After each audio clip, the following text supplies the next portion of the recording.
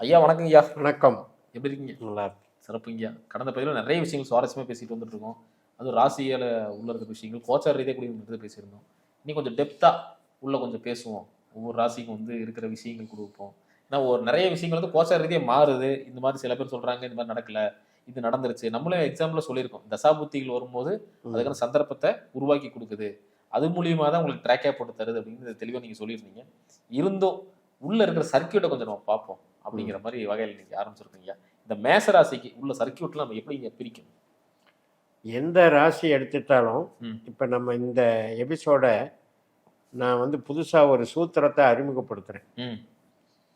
அது வந்து வெறும் 12 ராசிக்குள்ள 9 கிரகத்துக்குள்ள ஜோதிடம் இல்லை. 12 108 108 பாதம்ங்கிறது அது ஒரு மெத்தேடு.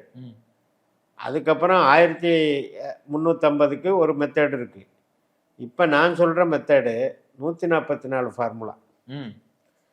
12 பாவம் இருக்கு இல்லைங்க, இந்த 12மே 12ஆ வேலை செய்யும். ஒவ்வொன்றும் 12 வேலை செய்யும்.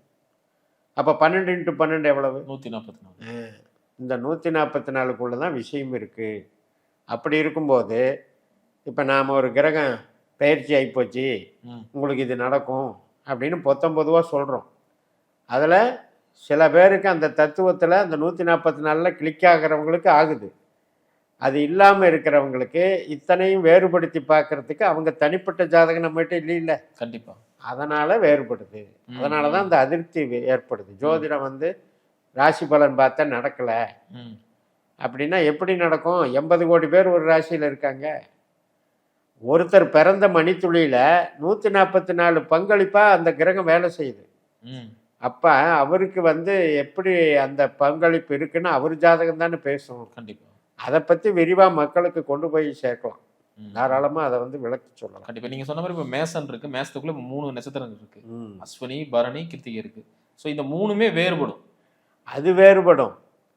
அந்த மேச ராசின்னு இருக்கு பாருங்க, அதுக்கு 12 ராசியோட தொடர்பு இருக்கு பாருங்க. இப்போ மேசம், மேசத்திலிருந்து மேசம், மேசத்திலிருந்து ரிஷபம், மேசத்திலிருந்து மிதுனம், இப்படி மீனம் வரைக்கும் 12. இது அவங்களுக்கு 1ஆம் பாவத்தினுடைய 12 தொடர்பு. மேசத்துக்கு 2ஆம் இடம் எதுங்க? ரிஷபம். ரிஷபம். ரிஷபத்துக்கு ரிஷபம், ரிஷபத்துக்கு மிதுனம், ரிஷபத்துக்கு கடகம், இப்படி மீனம் வரைக்கும் அது ஒரு 12. அதுதான் 12 144. அப்ப உங்களுக்கு கேள்வி எதுலன்னு தெரிஞ்சா தானே நம்ம இதை பார்க்க முடியும். இது பெரிய சிலபஸா இருக்கீங்களா? 144 எவ்வளவு பார்க்க. அப்ப வெறும் ராசி மட்டும் வச்சு இந்த கிரகம் 5ல் இருக்கு 4ல் இருக்கு அப்படின்னு மொட்டையா பலன் சொல்ல எப்படிங்க நடக்கும்? நீங்க சொல்ற பார்த்தா ஒரு கேரக்டர் தீர்மானிக்கலாம். கரெக்ட். அதாவது ஒரு ஏரியாங்கிறது உங்க ராசி, அந்த மேசத்துல டோர் நம்பருங்கிறது உங்க நட்சத்திரம். அந்த நட்சத்திரம் 12 பாவத்தோட புள்ளி தொடர்பு வரும்ல. இப்ப நீங்க அஸ்வினி 1ல் பிறக்கிறீங்க, உங்களுக்கு 10ஆம் பாவம் எங்க விழுகும்? மகரத்துல விழுகும். அது வந்து உத்திராடத்துல விழுகும். அப்ப யாருக்கெல்லாம் அஸ்வினியில பிறக்கிறாங்களோ அவங்களுக்கு சூரியன் வந்து தொழில் கிரகமா வருது. இப்படி 12 × 12 எடுக்கிறது தான் இந்த 144 சூத்திரம் தத்துவம். அதனால நாம வந்து அந்த தன்மையை நம்ம இந்த டிஃபைன் பண்ணலாம். இப்போ நீங்க கேள்விகளை கேளுங்க, நான் தன்மையை சொல்றேன். கண்டிப்பா. இப்போ அப்போ வந்து இப்போ மேச ராசியில் இருக்காங்க, இப்போ ஒரு அஸ்வினியில பிறந்திருக்காரு, அவங்க குணாதிசயம் எப்படிங்க இருக்கும்? இப்போ நம்ம பொதுவாக கேதுன்னு சொல்றோம், ராசி அதிபதி செவ்வாய்.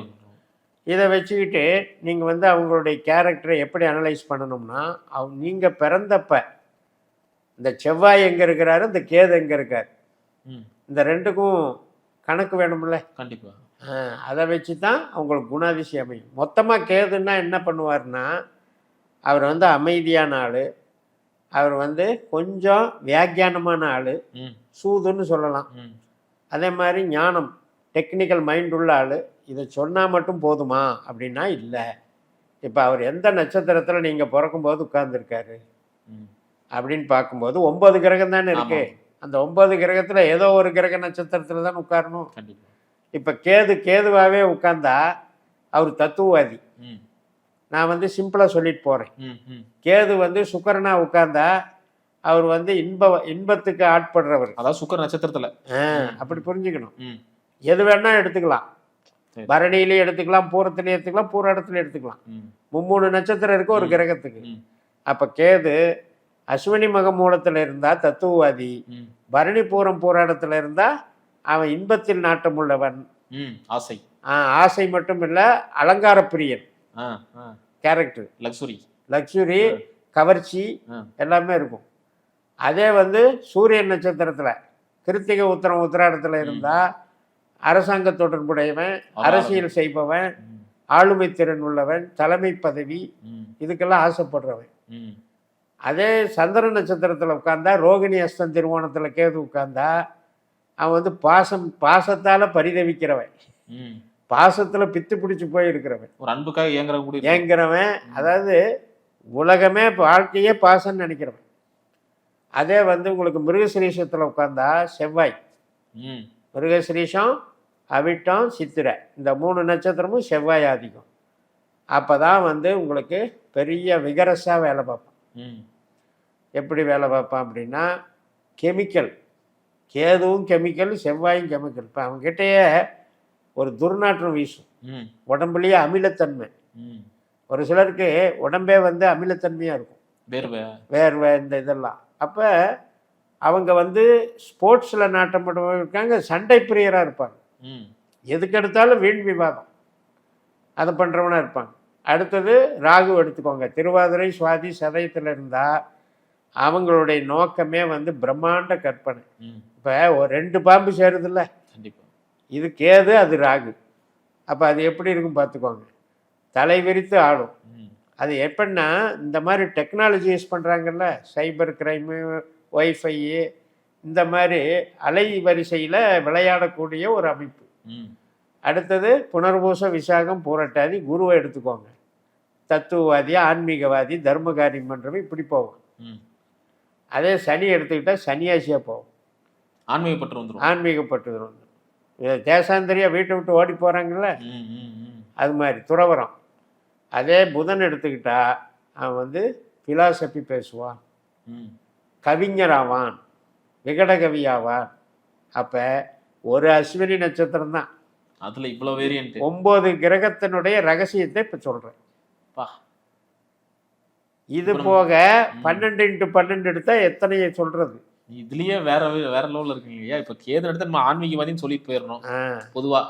ஆன்மீகம், ஆனா அவங்க பண்ற வேலைகள் நிறைய இருக்கலாம். அப்ப நம்ம பிறந்த நேரத்துல கேதுவின் தொடர்பு என்ன, அதுதான் இந்த 144 சூத்திரத்துல அடங்கும். கேதுக்கு மட்டும். அடுத்தது பரணிக்கு வரணும், சுக்கிரனுக்கு. சுக்கிரன் வந்தா அந்த சுக்கிரனை 9ஆ பிரிச்சு 9 நட்சத்திர தொடர்பு. இதே மாதிரி எடுத்துக்கலாம். சுக்கிரனாக இருந்தா ஜாலிமேன், சுக்கிரன் சூரியனா இருந்தா அது அரசாங்கத்துல கவர்ச்சி பண்றவன், அரசாங்கத்துல கவர்ச்சி. அப்புறம் சுக்கிரன் சந்திரனோட ஆக்டிவேட் ஆனா அது என்ன ஆகும், கலைத்திறமை, சினிமா, நடிப்பு, கலை, இந்த மாதிரி கலைத்திறமையில் போகும். அதே சுக்கிரன் செவ்வாயாக ஆக்ட் பண்ணாதான் அது நிறைய பாலியல் பிரச்சனைகள் வரக்கூடிய ஒரு கேரக்டர். அதே சுக்கிரன் ராகுவாக ஆக்ட் பண்ணால் அதீதமான ஒரு பணத்தை ஆசை, பேராசை தலை தூக்கி எல்லா விதமான ஆடம்பரத்துக்கும் உள்ளே போகும்.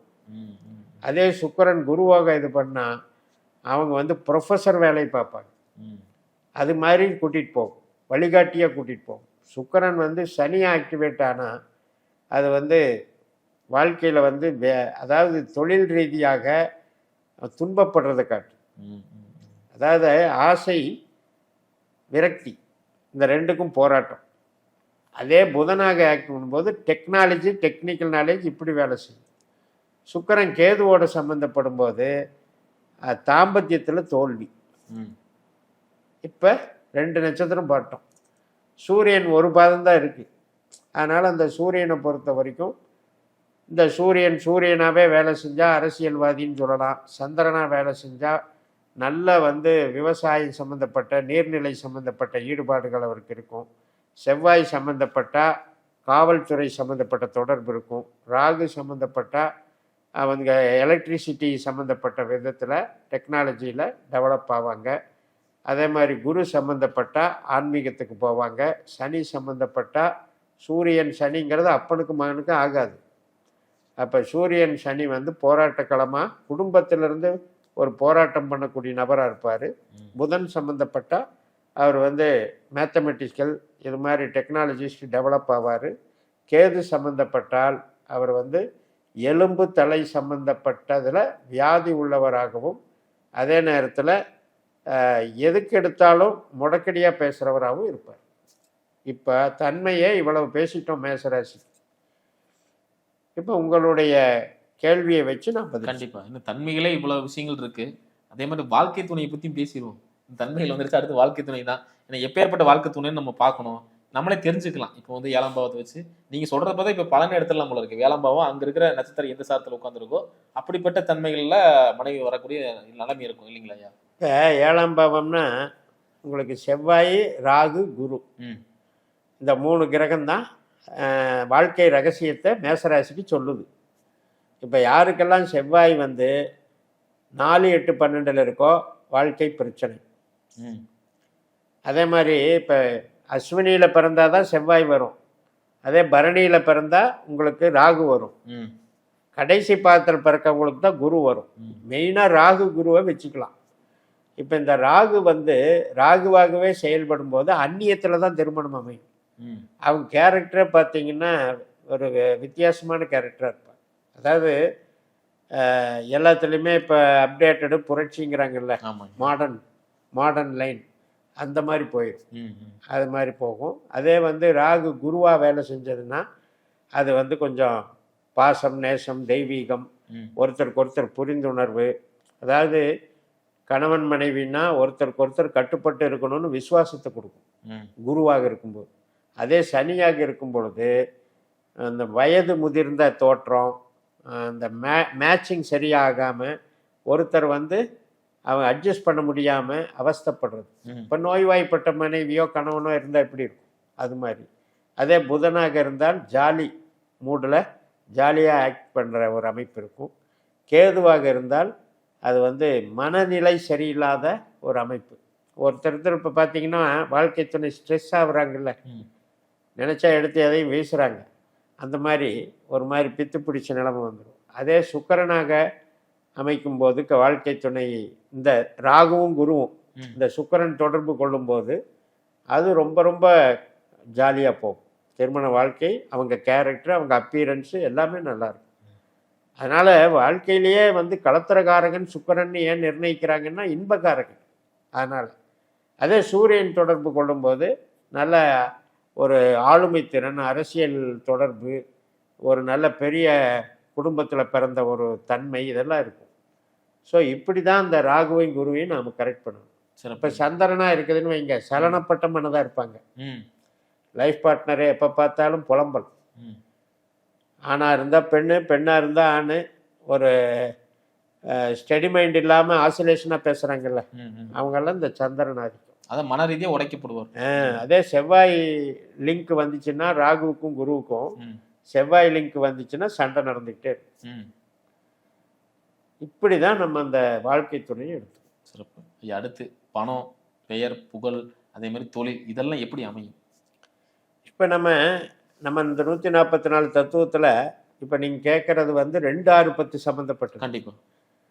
அது நாம் என்ன வெறும் 2, 6, 10 கிரகம் இருந்தால் மட்டும் நம்ம இது வரைக்கும் பேசியிருக்கோம்.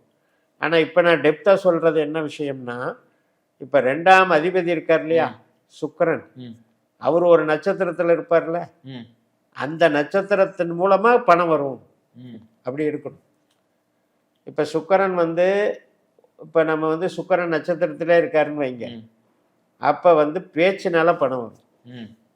சுக்கிரன் சூரியன் நட்சத்திரத்தில் இருந்தால் தனித்திறமையினால பணம் வரும், குழந்தைகளால் பணம் வரும், அரசியல் செல்வாக்கினால பணம் வரும், மற்றும் நம்ம வந்து பூர்வீகத்தில் கூட பணம் வரும். அதே சந்திரன் நட்சத்திரத்தில் இருந்தால் இந்த சுக்கிரன் நமக்கு வீடு மனை அந்த அது சார்ந்த தொழில் பண்ணுறாங்க இல்லையா, ரியல் எஸ்டேட் சம்மந்தப்பட்டது, விவசாயி, இது சம்மந்தப்பட்ட தொழில் வரும்.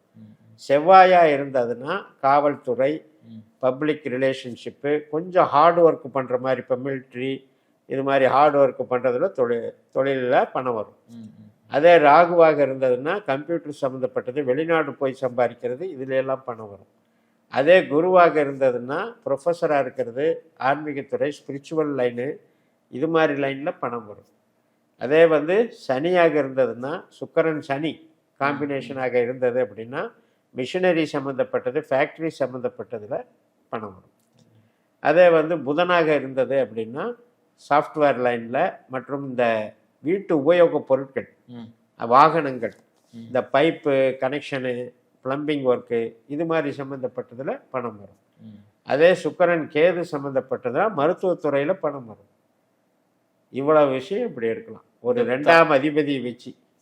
இப்போ இது வந்து நான் அதிபதியை வச்சு சொன்னேன்.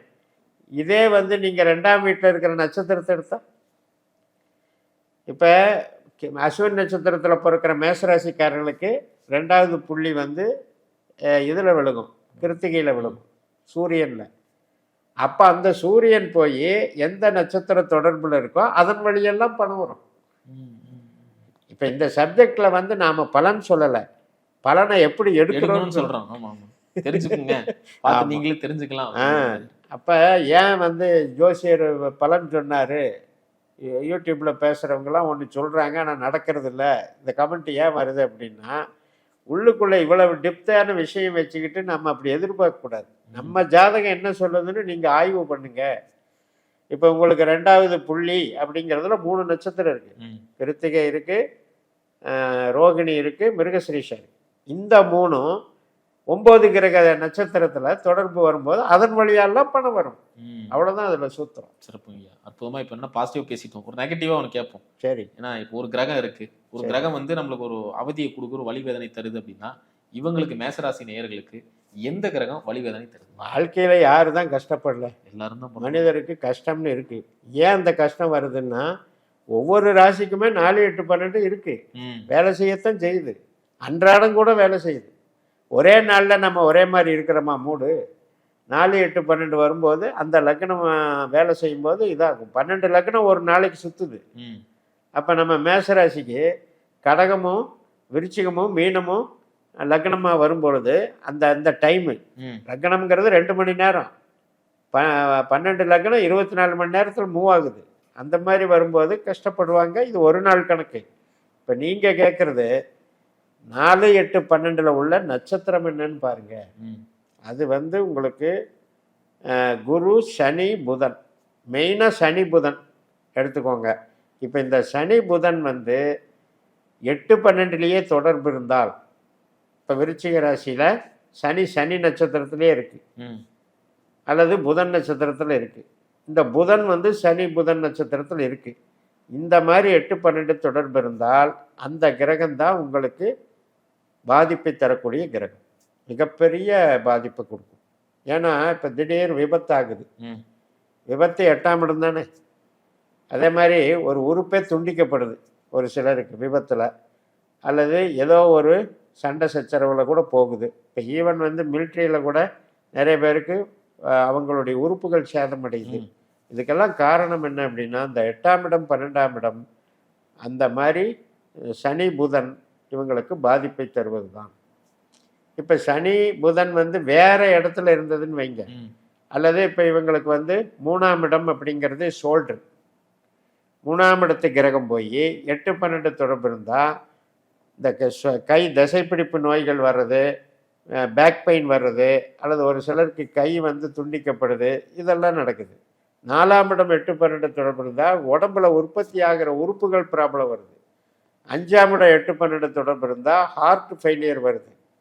6ஆம் இடம் 8, 12 தொடர்பு இருந்தால் அடிவயிறு சம்மந்தப்பட்டதில் ப்ராப்ளம் வந்துடுது, நோயினாலேயே ஆப்ரேஷனுக்கு கொண்டு போகுது. 7ஆம் இடம் 8, 12 தொடர்பு வந்தால் கிட்னி ஃபெயிலியர் வருது. 8ஆம் இடம் 8, 12 தொடர்பு இருந்ததுன்னா இவங்களுக்கு விபத்துனாலேயோ திடீர் பிரச்சனைனாலேயோ ஒரு இயற்கை சீற்றத்தினாலேயோ பிரச்சனை வருது. 9ஆம் இடம் 8, 12 தொடர்பு இருந்தால் ஹெரிடிட்டரியாக வருது இல்லையா, பரம்பரை நோய், அதன் வழியாக கட்டிகள் இது சம்மந்தப்பட்டதில் வருது, ஆப்ரேஷன் வருது. 10ஆம் இடம் 8, 12 தொடர்பு இருந்தால் நம்ம தொழில் சம்மந்தப்பட்ட நோயாக வந்து அதன் மூலம் பாதிக்கிறோம், அல்லது 10ஆம் இடம் வந்து 8, 12 தொடர்பு இருந்தால் தொழில் நஷ்டமாகிறோம், அது பாதிப்பு கிரகம். 11ஆம் இடம் 8, 12 தொடர்புனா நண்பனே துரோகியாகி பாதிக்கிறோம், அல்லது மூத்த சகோதரனால் பாதிக்கப்படும். 12ஆம் இடம் 8, 12 தொடர்பு இருந்ததுன்னா முதலீடு போட்டு முதலீடு காணாமல் போகுது, நம்ம முதலீடு பண்ணுறதுனாலேயே பாதிப்பு வரும். அப்போ இவ்வளவு விஷயம் பண்ணுறதுக்கு இங்கே யார் இவங்களுக்கு வில்லன் அப்படின்னா சனியும் புதனும் தான். சிறப்பு சிறப்புங்கய்யா, ரொம்ப அற்புதமாக சொன்னீங்கய்யா. மீண்டும் அடுத்த காலையில் சந்திக்கலாம். ரைட். நன்றி.